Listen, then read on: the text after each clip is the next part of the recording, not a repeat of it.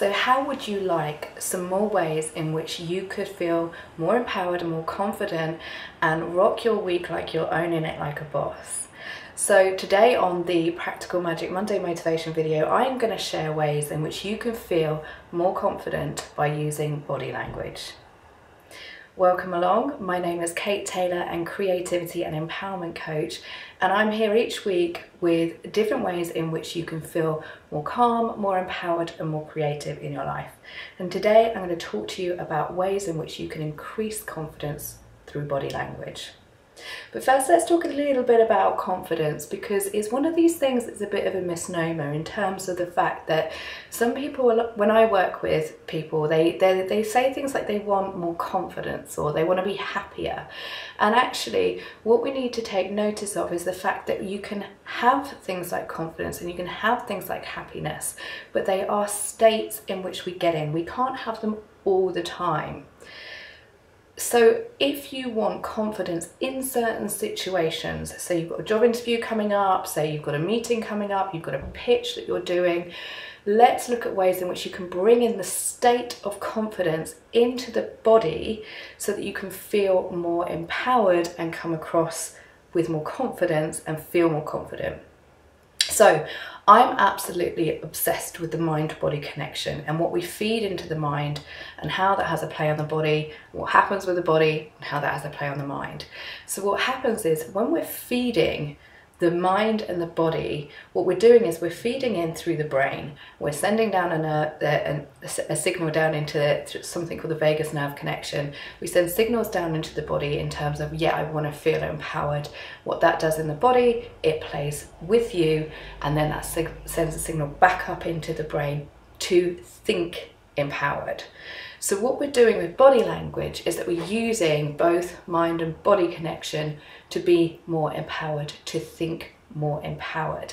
So what I'm going to do with you now is I'm going to share with you my 5 go-to tools in terms of how you can use your body language to think and feel more confidently. So here we go. Here's number 1, which is my absolute favorite, something I use all the time, which is all about getting into a powerful body power pose.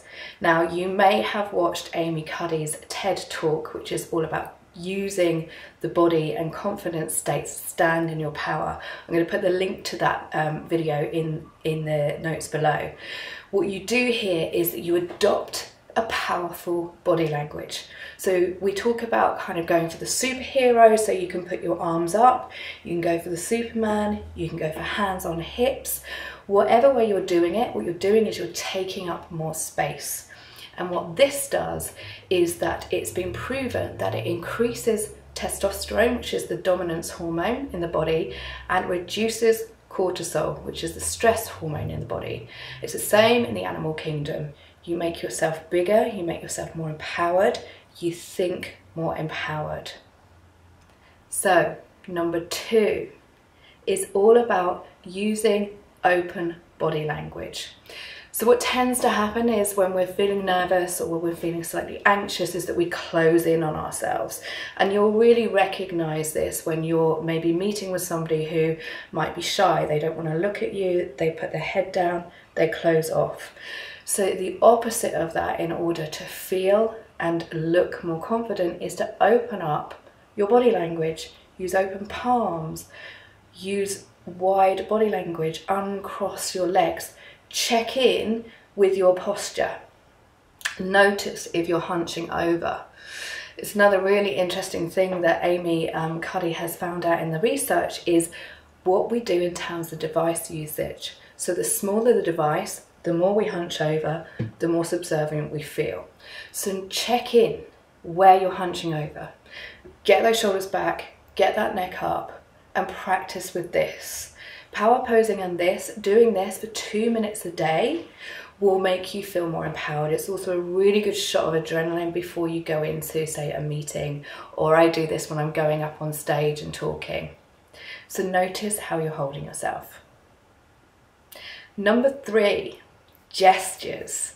So I'm a wild gesticulator. I love using my hands, and this is a really good way of getting across more about how we feel and being more open.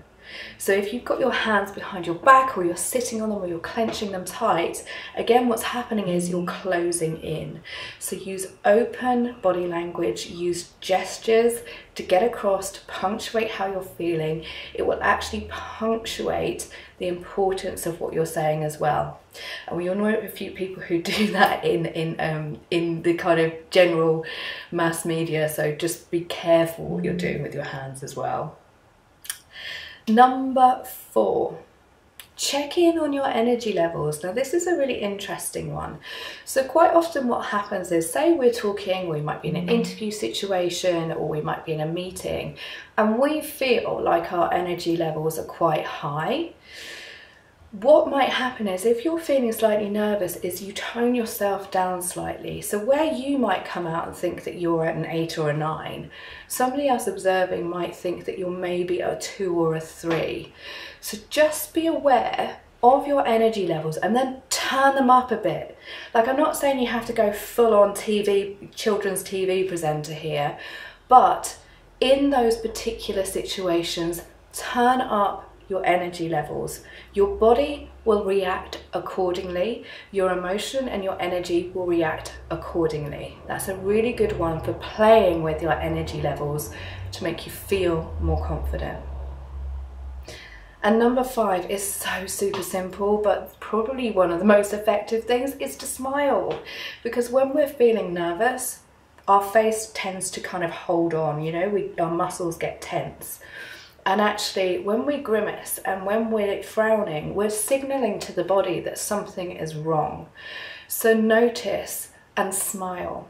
There's also an amazing thing with this in terms of getting into rapport with somebody else. So when you smile, other people will mirror you too. They will smile back, which will make you feel more at ease and more confident.